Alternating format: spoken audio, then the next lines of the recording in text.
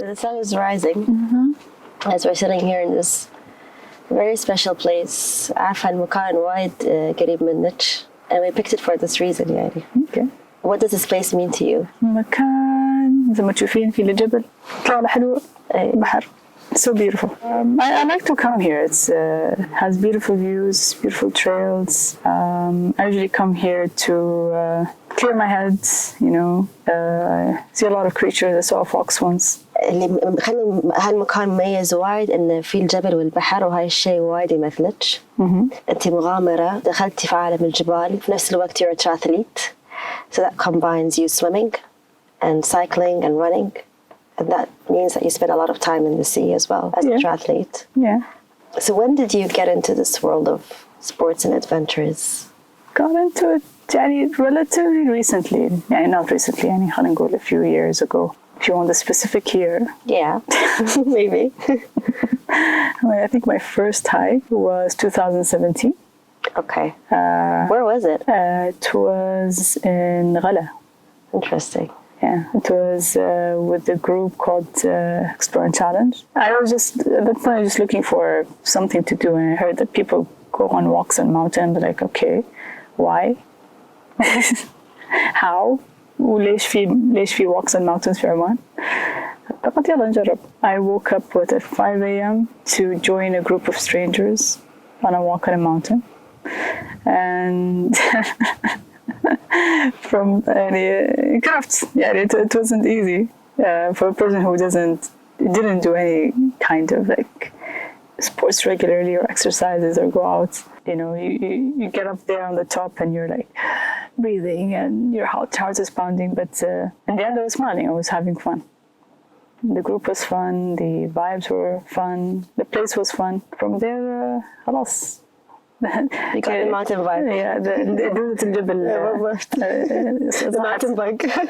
Woke up. Yeah, that's when it all started. And then you got into the canyoning and caving at some point as well. Yeah, so from there it became like an addiction. Yeah, it's like discover something. I just want to get into it more and more and more. You know, after the hike, I'm like, توبة ما أروح مرة ثانية. A few days after that, I'm like, I'll do the next weekend. Okay, I'll do the other one. I want to see this place, you know. And it became a weekend thing. Yeah. Where every weekend I'm just like, oh, okay, wow. There are all these places in Oman I didn't know existed before. What about the triathlete? When did you get into this kind of sport? Because you got into the adventures in the mountains in 2017, but when did you got towards, you know, triathlon? Okay, so triathlon, so it starts with the hikes, and then I'm like, okay, I need to go to all these difficult places. I had to improve my fitness, right? I didn't want to go there and huff and puff and barely make it. So I started to, you know, work out, go to the gym, and from there I think I was training with a group of friends, and one of our coaches was a triathlete. Okay. I think we were training on running and cycling. So باقي swim. So I was like, okay, let's do a swim session. Let's see what you guys have. You know, I think it was more of like, let's cool down in the water. We're at the beach. And then he's like, why don't you get into triathlon? I'm like, what's triathlon?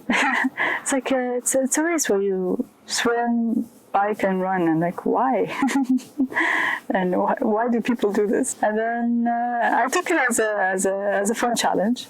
I hated running at that point. I loved cycling, and I never swam before competitively, so I had to learn how to swim. And I think it was like a month away from one of like a sprint race. I'm like, okay, let's see what I have, how I can train on 3 disciplines where, you know, I like, I hate, and I need to learn. So beautiful combination. Yeah. So I went through that journey, and alhamdulillah, I joined my first sprint race in Sana'a, and it was fun. And I like the vibes, the cheering. I like to see how my body reacted to doing 3 things after each other. It must be very challenging.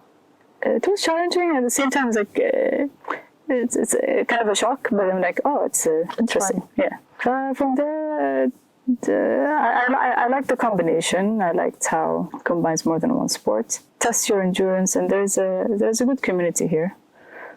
And that was during the same period that you got into hiking, ولا لا? That was after. That was after. After بشوية. Okay. Yeah, this is just my like trying to get active, trying to get outdoors. I use triathlon as my training for other endurance sports, بعدين, and just keeping up my fitness. And what do you do though as your day job? What do you do on a daily basis? I'm a dentist. Right. I work in a private clinic, and yeah, that's it. So was this picked out of passion, or was it by coincidence? It's not more like, oh, I love teeth kind of passion. It was more of a logical decision. I wanted to get into medical part of I wanted like a medical career. Okay. Both my parents are doctors, but I didn't want to stay too long in studying for it. And I wanted to have a life. So dentistry sounded like a good match where I can combine my hand skills. There's a bit of, artistic part to it. There's more of like a problem-solving part to it. So it combined all these things, and I'm like, okay, let's give that a go. And it didn't take long to study. But again, with anything in the medical career, you learn for life. Like, you cannot stop learning. If you do, then you're out of date, and it doesn't mean that I took a shortcut. I think I made a good decision with that, and I'm enjoying it, and it's fun seeing patients, fun seeing different cases every day. What other hobbies do you have other than I know of them because we're quite good friends, but I want you to tell me more about your other hobbies other than what we've mentioned so far. Okay. I know you're into astronomy, so maybe we could talk about that. Yeah, I like astronomy, I think since high school, but I didn't really get seriously into it, especially astrophotography. I'd always be fascinated by stars, and I didn't make the connections with my hike obsession or my outdoor obsession and astronomy. But now they're all combined. They're combined, they're mashed together. So I like the exploring part of it. And I got into photography or astrophotography because I wanted to share that, and I wanted to show people, look at this, and this is so cool. And so I started, I think, taking photos with my phone and binoculars, and from there, slowly, I discovered that there's a thing called astrophotography, and it's a serious hobby that costs a lot of money. It's still fascinating, even though it seems like you're looking at the same stars every night, which change by season, but still, there's still a lot of things to discover, to find out, to read about. It's a completely different world out of our reach. It's just that's out there to find out more about. I remember how I enjoyed that when I went on hikes with you, and you used to sit and you used to explain all those stars to me. And now, when I go on hikes, I explain some stars to my friends, and they're like, "How do you know?" I'm like, "Well, I have a friend, You've been passing knowledge to me, and I've been passing it on. So that's good. That's good. I know so much about your adventure life, your sports life. We've spent so much time together. Speaking of that, we spoke very occasionally about your childhood. Maybe you mentioned a few occasions to me, but it wasn't really much. So I'm very curious to know more about your childhood. What were you like as a child? I was a shy person. I was a very curious kid. I was a bit of a geek or a nerd in regards to certain things. I wasn't into, the athletic or the sports or the adventure.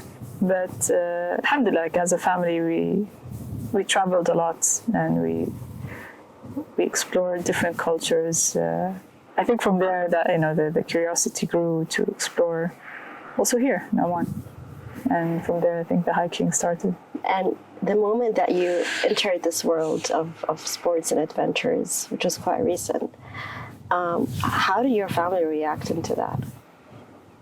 They were a bit worried. With adventure, there's always risks, right? So it's natural for parents to be worried about you. I took my family. I took them to hikes. My sister took my dad once as well. That was interesting. That was fun. How did he find it? Let's say, he enjoyed it. He enjoyed the challenge. But you've never promoted me ever again. Okay, interesting. kind of توب من ذاك اليوم. وين خذيتي؟ سأل. Oh, okay.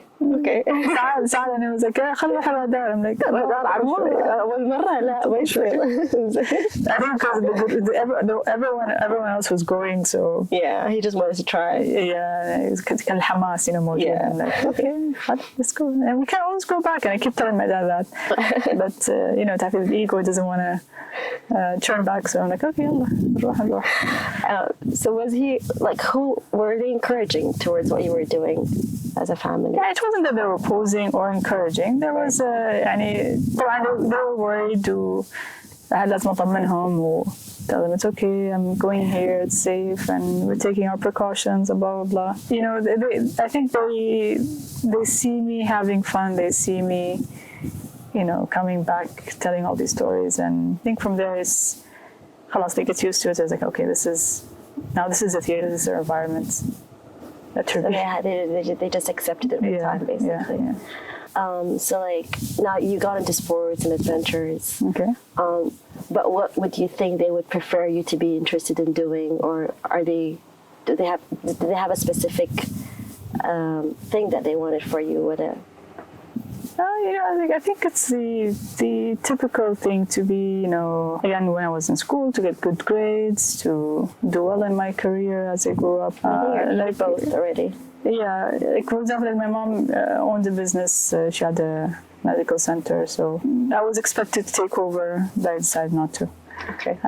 So there was that expectation, and I don't think they ever thought that I would get to steer away and go into more being adventurous and athletic. I think they found out, or they realized, this is what I enjoy. This is how I feel most comfortable, where I'm in my, let's say, natural element, and they encourage that. There was also a point of time where we were hiking Jebel Shams, me and you, and Amira was with us, and you just started talking. Yes. So I remember that we began to talk a bit about your mental health, and you were sharing some stories with us and what you went through. So I was just wondering, when did you start experiencing that? I think I was experiencing a lot of symptoms of depression without realizing it. Since I was a teenager, if anything. Interesting. Now looking back, you're like, oh, okay, wait, this is why I'm feeling whatever I'm feeling, or whatever I'm not feeling. And back in the day, it wasn't popular. Yeah. Or it wasn't well known. There wasn't much awareness about in mental health, and as a disease, not as a stereotype. Or there were very subtle things that I go through phases where it's you go deep into it, and I call it my little black holes. I like and I think the point where I started to actually get better is when I recognized it, and I was like, okay, this is what's happening. I used to think a lot of what I did was just my personality. I was like, I'm a reserved person. I'm always anxious. I'm always angry, or I'm cold-hearted. I don't feel anything. But at some point, you realize, wait a minute.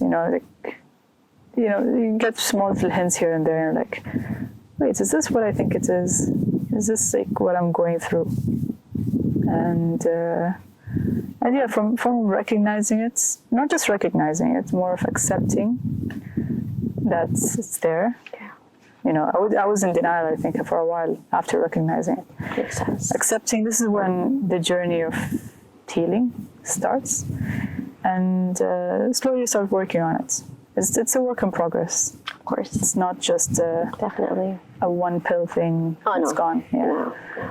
So I went through depression, anxiety, and you go through the phases here and there. To recognizing it, after accepting it, after knowing what it is, you start looking for ways out of it, ways to help yourself. So you gather all these tools, like, for example, I was suggested to take medication, going to therapy, trying new things, hence the hiking and the adventure. Yeah, so I was just about to ask, was it one of the reasons why you got into this world? Yeah. Okay. It is one of the reasons, and I think I was at a point where I was just tired. I was tired of feeling what I was feeling. I was tired of just feeling sorry for myself, and I'm like, you know what? I'm just gonna try things, and it just even though they were uncomfortable, everything brought me anxiety. Anything that's social, anything that's out there, anything that's different from my usual routine, wasn't easy. So I just, let's say, made a promise to myself. Okay, I have to try. I have to. I made a decision like, okay, let's try new things. It's kind of uncomfortable, just do it. At this point I didn't have anything else to lose. Which. Exactly. So I actually tried a lot of different things: calligraphy, art, and then I until I fell into hiking. That's when I was like, okay, a bunch of people walking in the mountains. Let's try this. Let's try this. And from there, like, a spark happened, and I got addicted. Let's say addicted, and it became your comfort place, basically. Yeah, it started to become my comfort place. It's I guess it's good to connect to nature. It helps with your mental health overall, other than your physical health, and I think it's like one of the tools that's helped me slowly overcome it. With time, as we got to know each other, you love hiking alone and you love doing solo trips. Is it something that you do out of therapy, out of clearing your mind as well, or is it just something that you just enjoy doing when you do solo things, like spending days in the mountains and? Yeah, it's part of it. It's trying to get away and try to clear your thoughts, try to let your thoughts flow without any distractions, responsibilities, expectations, and getting to know yourself more. So that's why I enjoy being alone. Other than, okay, I used to be alone because I was depressed or anxious, but now I like to be alone because I like to have that clearance, that flow, and to get to know myself more. Disclaimer to anyone who's watching this. Hiking alone is not encouraged. It's not like I'm completely alone. I do take my precautions. Yes. I do tell people where I am, and I'm not completely remote. All right. Just saying, I don't want people to get, to get not the wrong idea, but to get inspired to do something similar without the knowledge, experience, planning it, knowing what's out there, knowing the risks before, getting into it. Yeah. It's never, you're never encouraged to hike alone and remotely, but there's a special thing about it, to actually be yourself with nature and figure your own way out, see how you react to things. It's a different taste. Also, hiking with your friends has a different taste. Indeed. What was the longest period of time where you got out there and spent time alone in the mountain? Okay, تخلينا نقول أشياء ما فتح لحد قبل. Especially like we're going to talk more about it, and then we're going to say at the end of the day, the reason why you have the experience, because we're going to talk about your expeditions and races later. But the reason why you're able to do this is because you went through an expedition before that taught you many skills for you to be able to do it. Plus, I know that you inform me, and you're from the other people, you're from the people in the area where you are. Yeah. So I know you take your precautions, and I know you have the ability to do it. So we'll talk about it openly, Annie. And I had this idea for a while, something called through hiking or solo hiking, or going from one point to another over long distances over several days. You look it up and you see a lot of things online, abroad, in the States and Europe. It's becoming more common. Yeah, it's very common there. Yeah. And I'm like, why should I travel to do this? Why can't I do it here in Oman? Lovely. And during one of my hikes, I met a guy who was writing a book about all the trails in Oman and having like a 16-day trip or expedition where he mapped the resources, the water, where it starts, where it leaves, where are the villages, what are they called, and all the trails, and whether they're actually marked trails, unmarked, old trails used by the villagers back in the day. I'm like, okay, this is something to do, to try to go out there and explore. So I went out there. I didn't do the full trail completely. It took me 10 days. Started from Hadash in Wadi Mastab up the Hajar Mountains. Yes. Towards, Jebel Sharqi or Jebel Hats, up to Jebel Shams, and then down again to Rastaq. So the combination of, staying in villages. I had a night or two. I know you met camping. Very interesting locals as well. I went. I think halfway I landed in Rus and Rastaq. I remember the family, really like welcoming me. تعرف الكرم العماني, like the Omani hospitality. Yes. مرة على طول, like you go in your house. عسل وسمن. على طول, coffee dates. sit في المجلس معاهم. And the coolest part, it wasn't just, like the man, it was the whole family. I was like, وين حريكم؟ نقعد مع بعض نسولف. And it was very interesting. It's fascinating, I met one of the villagers' grandmothers, اسمها سلمة. She was until now. I still remember سوالفها. It's so cute. She welcomed us. Invited us over for dinner, even though their dinner is very simple. It's just خبز عماني, بيض. They actually made بيض, extra بيض, extra eggs for me. I was like, no, she needs a protein. فواكه. And then they all gathered, like her daughters, her sons' wives, and their kids, and running around. We're in like a small, like 4x4 space. And we're all sitting together on the floor.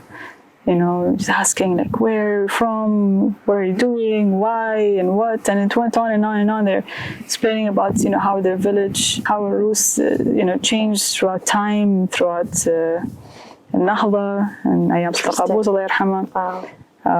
They even met the guy who actually made the book. Wow. I was like, he took a video of us. This is him, and how their lives were back in the day. Like, Walda Salma she was a herder. She'd take the goats out every morning, and until now she does. I mean, the night I stayed, she actually woke up earlier than me. Take the goats out, and I was struggling to wake up at 6 a.m. to get out. And I remember that night, like, mashallah, she for her age she looked actually young, and she had beautiful skin. And I asked her, like, what's the secret? and then later that night she comes to me and like, oh, this is dahan, and she puts it all over my face before I sleep. And she brought zaytun. لازم بري, and I think I was complaining about my knees, of course, and she دهني لازم, and that was just like, that was a moment. That was a moment I cannot forget. And the next morning saying, well, breakfast وهذا قاعد وما أعرف وإيش, and I left there with more food than I came. Of course. So there's no better place to actually do such thing. Like on a solo hike, if anything, to go out on a multi-day trip. It's talk about Oman. Oman is it's one of the safest countries. Very hospitable, very genuine people, down-to-earth people. Even if you're not Omani, you're a stranger, or you're still welcome. Regardless of your situation. I would say, what was the main challenges that you faced? I don't even know that. I don't remember that. I know that even a few incidents, but it wasn't really incidents. But it wasn't about the physical part or almost getting lost. Okay. That was hard, but I think it was more. That was the planning part and telling some of your close friends or people around you that you're actually going there solo, and you would get people like why and how, and so that, and then there's expectation, right? She's going to make it, she's going to not make it, so do you get there was a little bit of judgment, okay, and about female going out there solo. Okay. So I had to deal with that a little bit. So when you get such comments like, well, you just said the word expectation here, because I from knowing you personally, I keep hearing that sometimes, like, you know, I'm expected to perform this way, I'm expected to do this, but I know that you expect yourself to perform in a certain way anyway, that I know of. But is other people's expectations around you, because people know you and know your capabilities, and I know your capabilities, does that impact you somehow in a way?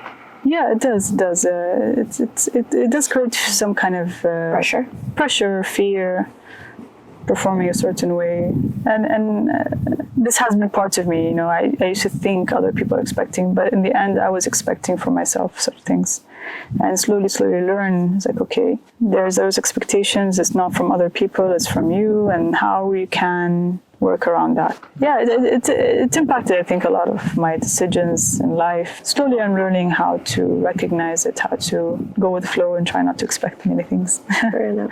So going back, maybe building more into it. So for example, when you start training for a certain race or a certain expedition, does the mental health and expectations and all of that, how much does that impact your training? Do you experience that within your training as well?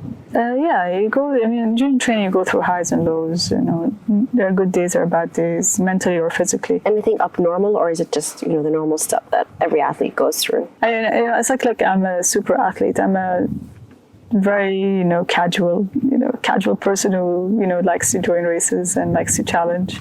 That I know. I love it.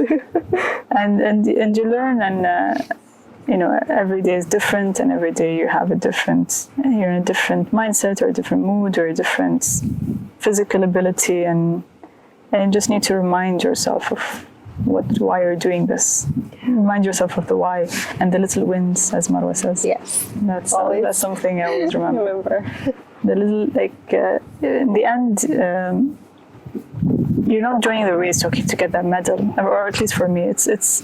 I learned that it's the little wins or the little overcoming of little things here and there throughout the journey of, for example, the training or the preparation for a race or an adventure. So these little gems that, you know, over time make up a bigger gem. So that's something to look forward to. So that's something that you need to just keep reminding yourself of, you know, through different ways, through your friends, with yourself, in your day-to-day life, you know, through setting goals. And that's what I think it is. When we first met, that was in 2018, and I'll tell you when. You have your eyes rolling. and we met for the first time by coincidence for the Spartan race in Dubai. Yeah. And I remember that day you were mentioning that part of you joining this race was to prepare for the expedition. What was the expedition called again? It was called Her Faces of Change, an expedition walking through the empty quarter. A group of ladies, it was led by Jane, and then me and Beda joined. We had a support crew. Basically, the goal was to walk the empty quarter, as you know. I think it was going to be. It is the first female. Yes, it was the first female. Yes, definitely the first female to cross the empty quarter. To cross the empty quarter, or the Omani empty quarter. It was Jane's idea. I remember getting a random text message, not even a WhatsApp, a text message. Like, there's this expedition going on. They're looking for girls to join. Are you interested? I'm like, yes. Why not? You crossed for almost, took you around a month to cross the empty quarter? 27 days, if I haven't gotten the number wrong. And it was by foot? By foot, yeah. Every single day? Yeah. How much were you crossing per day? And you used to go to like different dunes and... Yeah, so the terrain would change actually. You know, for a desert, I think would look similar every day. The terrain was different every day. And we started slow, but slowly we picked up. So let's say we started at an average, we started 20 kilometers, and then I think I remember one day we went up to 40. It all depended on the day and the terrain. And what was the purpose of taking this expedition? Initially, the purpose was to connect different cultures, to connect people, to connect, to bridge different cultures and different countries, and break barriers, break stereotypes.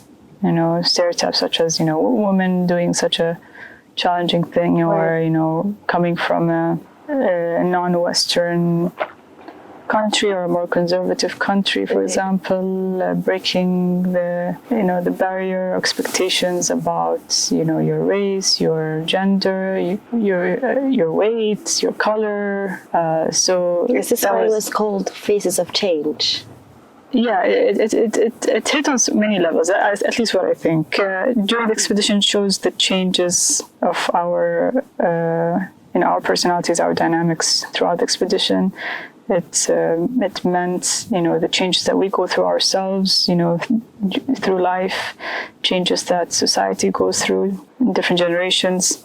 So, I think it was it just fit perfectly. It was a multi-purpose thing, multi-layered theme or title. When I heard about the purpose, I was shocked. I connected with, the girls' purpose and what they wanted to do, and their stories as well, and why they wanted to do it. And it was a very interesting experience. It was your first big expedition, right? Let's say it was one of my biggest, trips or projects or expeditions. It was something I've never done before, something out of my comfort zone, out of my norm, and it was a very, very good, interesting experience. Was it your life-changing point as well, or? Yeah, it's one of the. Of course, going through such thing, it would be life-changing. It would be a pivot to pivot to a lot of other things. Spending so much days in a desert, which has not exactly, but it has similar scenery, and you spend so much time there, and you wake up in the morning and all you see is dunes and sand, and you keep doing that every single day. It's not like a mountain where you have different mountain peaks and greenery or different scenery. It's just almost the same scenery every single day. You think you'd get tired or bored of that, but that was the comforting part. Interesting. Yeah, it didn't drive you crazy, or it didn't No, it was. I actually enjoyed that. Actually, just knowing that my only purpose: wake up, make sure I fuel myself, and walk. That's it. With the same Nothing else. Yes. And you don't have to. It's not like you have to wake up and you have errands and go to work and pick up your sister. Exactly. And no, it was so simple. It was very, let's say, mind clearing. Yeah. No, I just meant from that aspect. That wasn't the hardest part. that I completely can relate to. But I meant the scenery is dunes. And it wasn't the same scenery. Okay. Every day was a different day. Every day had a different view, different scenery. Like we just walk. Some days, there were huge, enormous, Jebel dunes. Some days were flat. Some days were undulating. Some days would. I remember for the first few days it was like a swarm of locusts everywhere. It was surreal almost. Desert is alive, it's not as empty as you think. Okay. And when you get in there, and when you start to clear your mind and actually be able to focus, then you actually notice all these little things that give the desert its life. Beautiful. So that was a beautiful thing to explore. How is your relationship with the girls, and how did you guys connect? And because you spend so much time with them every single day doing the same thing. You were on a survival mood. Yes, you had some support, with some fuel on the days. But how did you guys connect with each other? We went through a lot of phases. We got to really know each other. We went. Of course, with every expedition, it wouldn't just be all, nice and rosy. You go all through the bumps, the disagreements, the bickering, the questioning, the purpose of the expedition. Was there a point where you just wanted to get out of there? because of any certain environment? I know you loved it and enjoyed it, but was there a point where you're like, okay, I'm done. It's not worth it. Then you wake up this morning just, wanting to pass through. Any specific incident that you went through within the expedition that you really wanted to get out of it? Yeah, I mean, not get out of it. It's more of like, I didn't want to leave the expedition, or didn't want to. Yeah. At some point, we did lose our purpose. At some point, there's a big wedge between the three of us. At some point, I felt like, you're walking, I was walking alone. But I never felt that I wanted to leave or regardless. I already set my mind. I was like, okay, there's the challenge of actually completing distance and getting to the end point. There's the physical challenge, the mental challenge. Yeah. So there was, the promise to yourself that you're going to make it, even if we lost our purse, even if we're questioning what's happening throughout the trip. What were the main things that really changed in you after the expedition? What things did you notice about yourself that has changed and you never went back to who you were before the expedition? It's not like you think it's going to be like a big change. You're going to come back as a different person. But it's the little things. Yeah. It's the little thing that you learn. The little things that you learn. Such as? Like I learned that I needed to take care of myself first before I was able to take care of other people. That's very important indeed. And it's something very tricky. Yeah. Especially, when, you're working as a team, we depend on each other.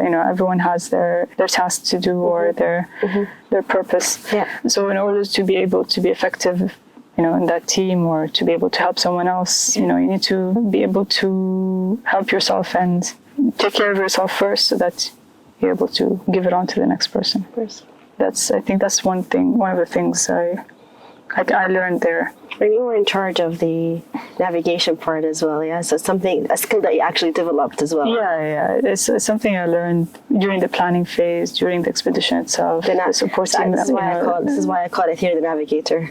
Well, I needed to learn. I feel like you've gained a lot of skills. Like the skills that you've gained out of this expedition is what made you be able to do a lot of things today, right? Like such as navigation and I don't know. Risk assessment, navigation, how to deal with your teammates, how to deal with people around you. And I wasn't good at that, being able to connect to people, to be able to open up to people. So I had to open up to a bunch of strangers in, those 30 days to get to know them. So that was a skill that I learned. You learn about, when you meet a person, there's still...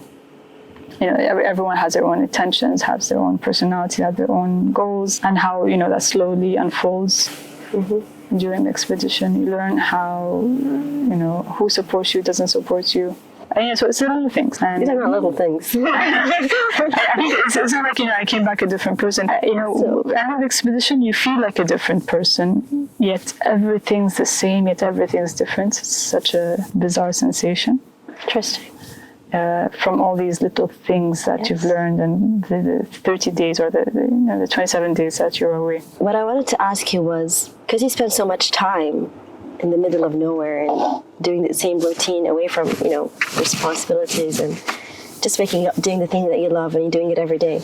The moment you came back home, how long did it take you to get back into your normal life? And how did you feel like to get back to your normal life? Did you ever feel normal after coming back? No, it's something that stays with. I think it makes an impact that stays with, like in your core. It's not something that phases out. Like I still enjoy, being alone, and I've learned that in the expedition. That simple routine, that simple waking up and going out and walking and eating and sleeping. That didn't phase out for sure. No, when we first finished and arrived in the city, it was just overwhelming. Sensory-wise, I remember I was like, it's too noisy. Everything's just too noisy. Too noisy, too overwhelming. I think I stayed home for 2 days before going out. 2 days? Okay. Not bad. Yeah, no. I remember it was, I felt dizzy when I first started driving. Indeed, you haven't driven for a month. Indeed. Yeah. So sensory-wise, it was overwhelming because, it's just the emptiness of the desert was, it's amplifies your sensations, how you see things, how you hear things. how you sense what's around you. You know, you start to enjoy all these very subtle little things. And then coming into the city where everything is fast, everything is loud, everything is happening at the same time, something to get used to. And being around people as well, again. Yeah, and being around people. It was nice to see your old friends, see your family for sure. But you still needed a space. Getting space from the same people who were in the expedition, and there's some things that still lingers. It's not like you phase it out. I was just about to ask you, because it's an expedition and it has this life-changing impact. Normally, when you go through such an experience, there are many points or many things out of it that remains within you and it stays with you forever, you know, like, was there any incident that happened within your life after the expedition that made you feel like, oh, you know, it reminded you of a feeling or something within you, within the expedition? Do you remember? Can you recall something? Yeah, I mean, it's a lot of little things. It doesn't have to be out an adventure. I remember, like, it could be anything. And during work, during dealing with people, exactly. During situations, even an adventure. Like, okay, you're getting lost. What can I do to get back? Or like you can getting to know how people, to deal with situations better. Yeah, it's like, okay, you've gone through it. Yeah, I've been through it. I've been through it. I've been some similar or situation. I think I've learned from something from that expedition. So you get these multi life lessons, and it impacts your daily life. It impacts your decisions in the future. It impacts what you want to do. It is a pivot point, yeah. I think before the expedition, I wouldn't have, I wouldn't be who I am now with my thoughts, my goals, my ambitions of what I want to do. It showed me that, you can do whatever you can set your mind to. And it showed me how that anxiety, how that fear that I used to have really impacted my decision making, how I can get over it. And then slowly you learn how to push through it or, fight through it. Even though you're still fearful, but, you still have to go through it. You have to go through it, yeah. Is it how you signed up for the UTMB 50 kilometers race a few weeks before it? Because the thing was that this race happened in 2019. Yes, I signed up for it. Marwa signed up for it. And we were training for it. Okay, at least I was. And you were just sitting there supporting us. And we were like, you know what? How about I sign up for this? And you just signed up for it, like, I think a week or something. It's insane how you just, I knew your capabilities, obviously, but it was just insane how you just decided, it's a mountain. I can, run, walk. I can. The reason why I actually did it, the main reason, it was, I think, when we went on the recce with you guys. Yes. And as we were walking, we were just having fun. We were exploring the place. I was just enjoying it. I'm like, okay, let me do this again. I'll do it in the race. Exactly. I'm having fun. I think if at least, if another run, I'm going to hike at this pace, I'm going to make it. And let's see what comes out of it. I love it. That's what I love about it. It was for the love of the mountains, the love of the adventure. It wasn't... I just loved how you just signed up for it and how you felt towards it. And it was very inspirational. And then... That race was a different kind of challenge. Like a completely different thing than the expedition. This was a lot of physical. And I saw what... I saw how my body went through during that race. 50 kilometers. 50 kilometers for a person who didn't really, do a 50-kilometer run or hike or,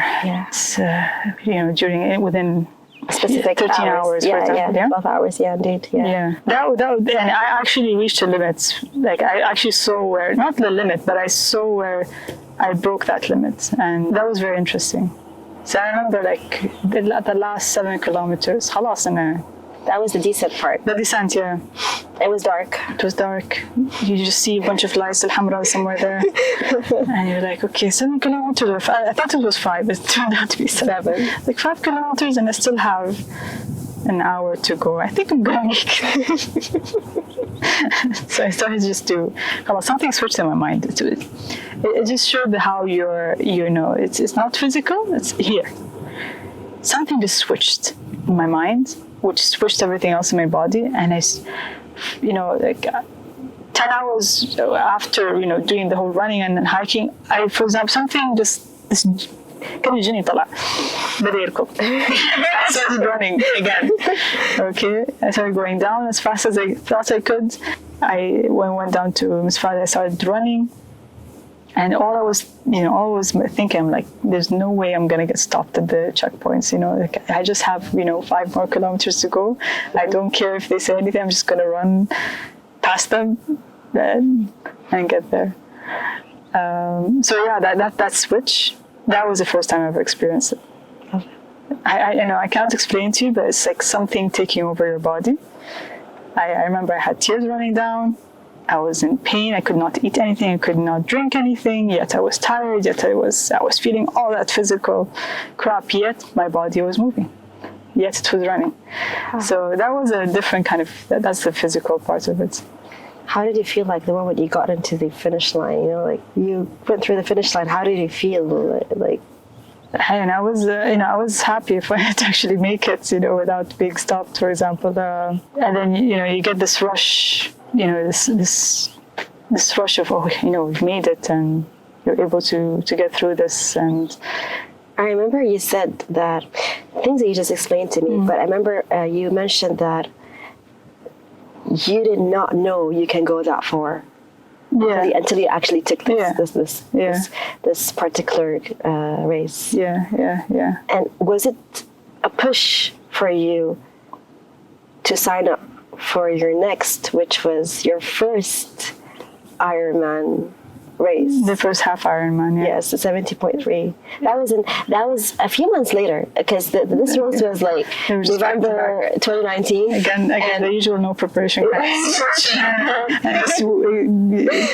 Crash into another race. And then you signed up for the Ironman. Was it in February? I think it was in February, 2020. I think I decided on December that I'm doing. So that was like a 2 months thing, almost. No, less than 2 months. Yeah, by the time I was like very lightly triathlon training, swim, run, bike. Because I wasn't for a specific goal, but then I think from the UTMB race, it was a push. Like, I'm like, okay, I actually made it through the 50. Let's see what I can do in the Ironman, in the half Ironman, the 2K swim, the 90K bike, and the 21-kilometer run that I've never run before.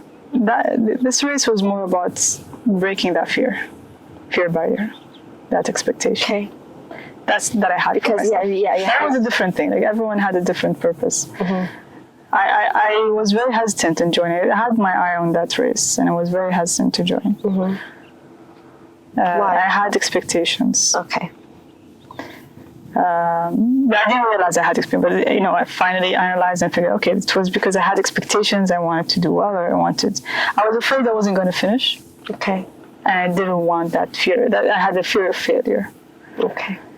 And I don't like to not do well in anything. I think that's kind of my personality. I like things. It's not like I'm a perfectionist, but more of like... It's normal. Like a type A student, So I was afraid of, if you didn't finish, what are they going to think about you, which is what I am going to think about myself. And then I remember my friend Marwa, she decided to join. Yes. That was quite random. Yeah. I was like, okay, I'm going to do it. And I'm like, okay, Marwa. And I was very excited for her. I remember. I was excited, and I was telling her all the tips and whatever I knew. You literally taught her how to swim. Yeah, we're with the water. I tried to show her, do this, do that, and whatever I've learned through my experiences and training. You passed it to her, yes. And I would see how she was very enthusiastic. She was so brave about it. Yes. And that inspired me. I'm like, you know what? Whether I finish or not, that shouldn't matter. I should be able to. I want to be able to push through it and enjoy the event and see what my body is capable of, whether I make it or not. It's not the end of the world. Doesn't mean anything. Doesn't mean that you're not good enough or you failed. It's just a little thing. It's just an event, right? Yeah. So yeah, that was the lesson. I just love how you look into it, because it's very important about how you look into it, because that's where you prepare yourself mentally, because واحد ما يعطي أي شيء أكبر من حجمه. Exactly. And that's exactly what you did. Exactly.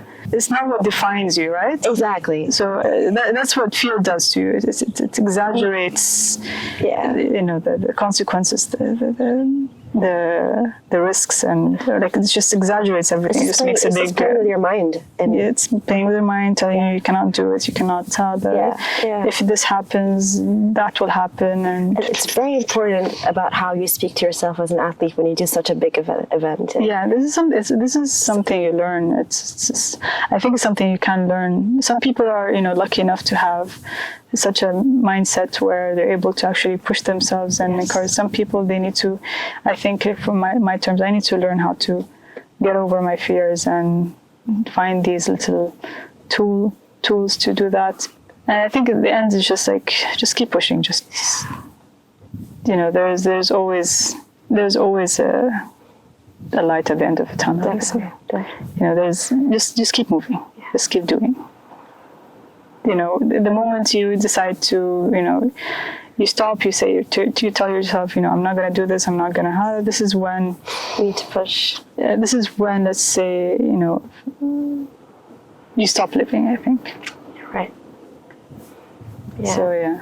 So that was a lesson from that race. And alhamdulillah, I finished. Me and Marwa also did well. You're the first two women to complete to complete the race. To complete the race, the first time. The Muscat race, yes.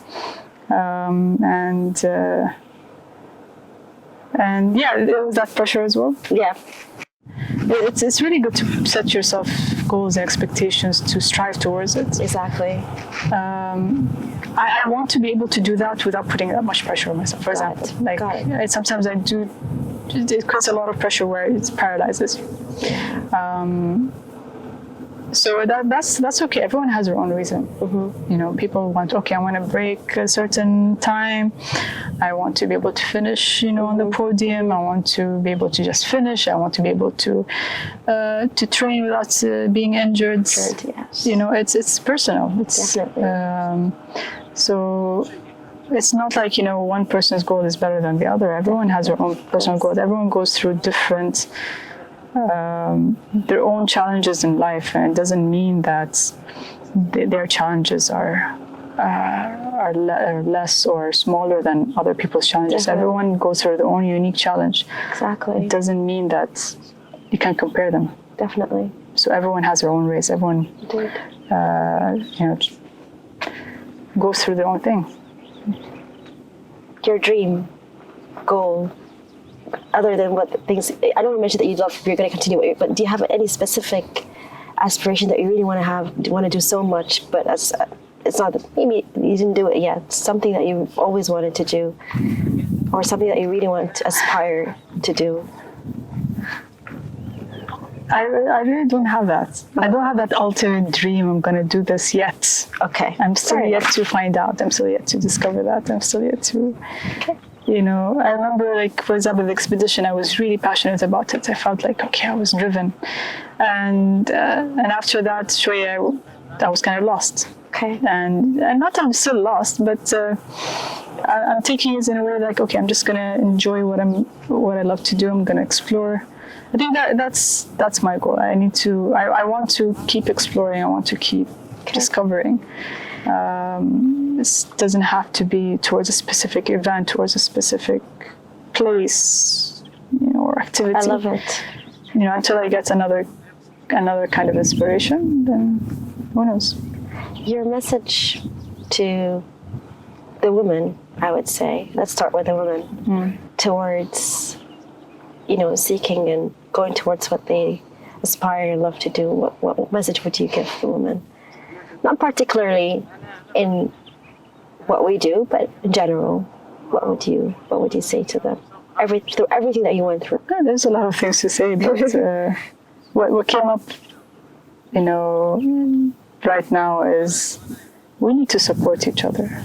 We need to support ourselves first, support each other, that's how, you know, we can inspire, you know, other women, whether they're here or, you know, abroad, you know, even inspire society. You know, it's in the end, it's a ripple effect. It's a cascade. You first need to believe in yourself, support yourself, support the people around you, support your close group until you're able to actually inspire everyone else. Because I feel like, you know, at some point, you know, we kind of bring it, we push ourselves down. We either judge or question, or, you know, we create these barriers. For what? You know, and sometimes it feels like if we just believe if you believe in yourself, if you can support yourself, support the people around you, slowly that can cascade around you and you know, create a positive effect in society. And it's not just women as well, you know, it's everybody. It's everyone. It's everyone. Exactly. Your message to people who goes through mental health, and regardless, you found a way to break through and start a new life and be who you are today. What message would you pass them to? It sounds very simple. It sounds very cheesy, but just keep moving. Just keep moving. Just keep pushing. You know, there's always a way out, even though it really, really, really doesn't feel like it. It is not easy, for sure. You know, everyone goes through their own little black holes, as they call them. You know, keep moving. Talk to someone. It's not easy as well, but then I guess, you know, just by taking those little steps, you know, makes you braver than who you think you are. Yeah, that's it. So this was your first interview, right? Yeah, that. Yeah, I'm very honored and I'm very happy for you to accept having this interview with Hunna. I know it wasn't an easy decision for you, so I'm very happy and I'm very glad for you to trust us to take you through this. So yeah, I mean, how do you feel about it so far? Actually, you know, doing it with you guys, you know, like you as my friend, this team. I'm alhamdulillah, I'm so comfortable and able to open up. You know me, I'm not a person who expresses. Yeah. But again, you know, having a friend in front of me and having to simply talk and share and express it, it's a safe place, and knowing that Hunna is Hunna is a really cool platform that helps to include and support all these women. It sends out this beautiful, positive message. You know, it's exciting to be a part of that. And I think that's what helps, you know, sitting around here and sharing all of this. I hope you enjoyed it. And I hope you had fun. I did. I found out, there are many things I know about you, but there are many things that I found out about you from a different perspective today, and listening to it from this kind of depth. So thank you for your time, and thank you for this. It's an honor to be here. Annie, you're my friend, and you can joke about it. Yes. But you know, I enjoyed it as well, and I'm happy to be here.